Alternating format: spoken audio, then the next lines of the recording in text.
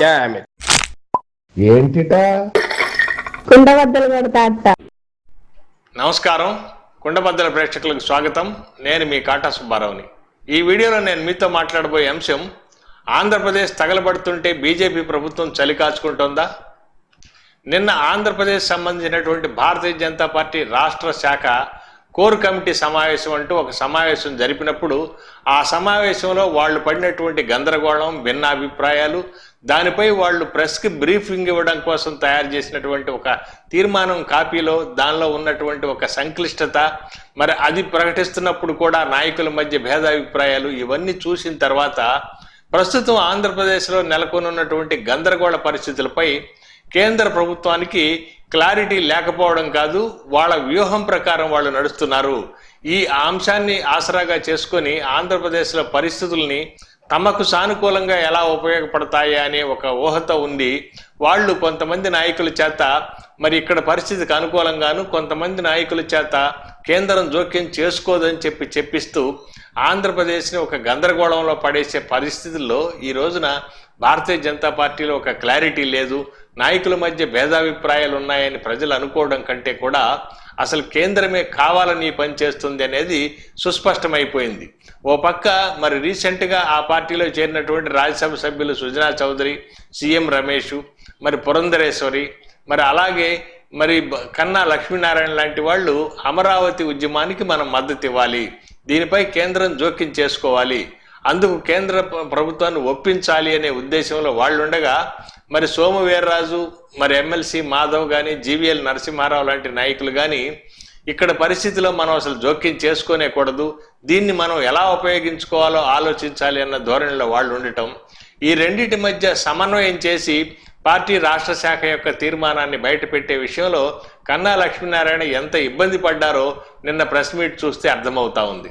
అందులో మరి ఈ పరిస్థితికి చంద్రబాబు ఎంత కారణమో జగన్మోహన్ రెడ్డి కూడా అంతే కారణమని చెప్పి ఇద్దరి మీద తప్పుని చెరసాగో నెట్టేసి మరి ఇది ఈ రెండు ప్రాంతీయ పార్టీల వలన ఈ రాష్ట్రానికి ప్రయోజనం లేదని చెప్పాలన్న ఒక ప్రయత్నం, మరి దాన్ని సమన్వయం చేసి కాపీ తయారు చేయటంలో వాళ్ళు పడిన ఇబ్బంది, మధ్యలో జీవీఎల్ జోక్యంతో మరి గందరగోళమై ఒక అసహనానికి గురైనటువంటి కన్నా లక్ష్మీనారాయణ ఆ తీర్మానాన్ని చదివి వినిపించటం, ఆ తర్వాత విలేకరులు అడిగిన వివరణలు ఇవ్వడానికి కూడా ఆయన ఇబ్బంది పడినటువంటి వైనం చూస్తే మరి ఒక్కసారిగా ఈ పరిస్థితులను కేంద్రం మరి అమిత్ షా, మోడీ జంట మరి ఆంధ్రప్రదేశ్ ఏం చేయదలుచుకున్నాయి చూస్తే మరి ఇప్పుడు ఈ రోజున మరి కేంద్రం జోక్యం చేసుకోదు అన్న అంశం రాష్ట్ర పార్టీ నాయకులు కొంతమంది మాట్లాడుతున్నారే తప్ప మరి కేంద్రంలోని ఏ నాయకుడు కానీ, కేంద్రం సంబంధించినటువంటి ఏ బాధ్యత గల మంత్రి కానీ ఈ విషయాన్ని స్పష్టం చేయటం లేదు.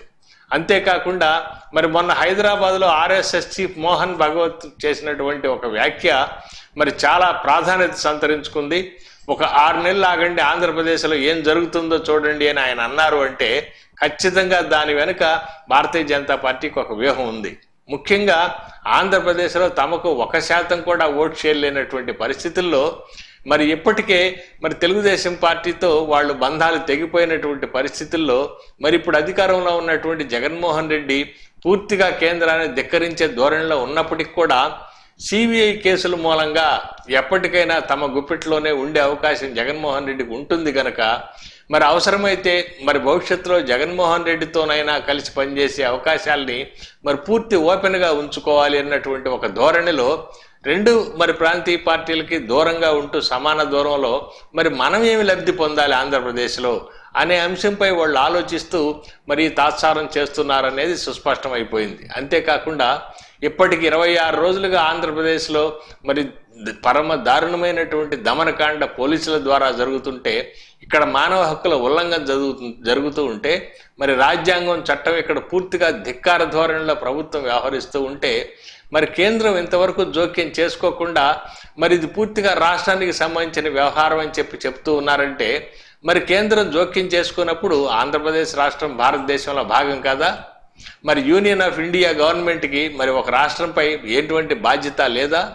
మరి బాధ్యత లేనప్పుడు పోలవరం ప్రాజెక్టుకి డబ్బులు ఇచ్చి ఊరుకోకుండా ప్రతి దానిలోనూ ఎందుకు జోక్యం చేసుకున్నట్టు? బాధ్యత ఉండే చేసుకున్నారు.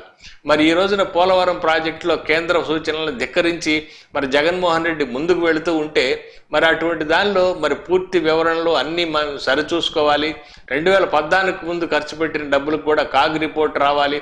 అంతవరకు రాష్ట్రం ఖర్చు పెట్టిన డబ్బులు కూడా పైసా కూడా ఇవ్వము అని చెప్పి మరి అంత గట్టిగా చెప్పినటువంటి కేంద్ర ప్రభుత్వం నిన్న హఠాత్తుగా 1850 కోట్లు పోలవరానికి విడుదల చేయటం ఏ సంకేతాలను ఇస్తోంది?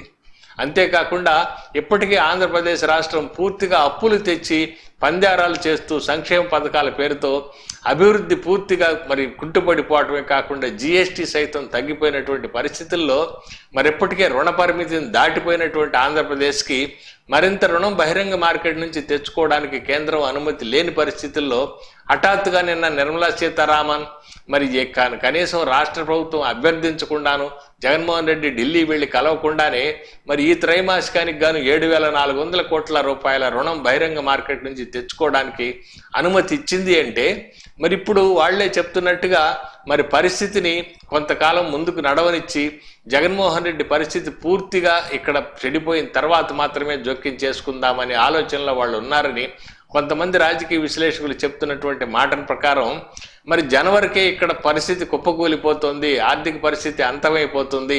మరి జనవరిలో జగన్మోహన్ రెడ్డి పరిస్థితి చాలా దారుణంగా ఉంటుందని చెప్పి ఊహాగానాలు వచ్చిన నేపథ్యంలో భారతీయ జనతా పార్టీ కేంద్రం మరి ఈ రోజున ఎటువంటి నిర్ణయానికి రాలేనందువలన జగన్మోహన్ రెడ్డి ప్రభుత్వానికి ఆయన రాజకీయ జీవితానికి కొంత ఊపిరి పోయడం కోసమే మరి ఈ డబ్బులు విడుదల చేయటం కానీ ఈ రుణ పరిమితికి అనుమతి ఇవ్వడం కానీ జరిగాయి.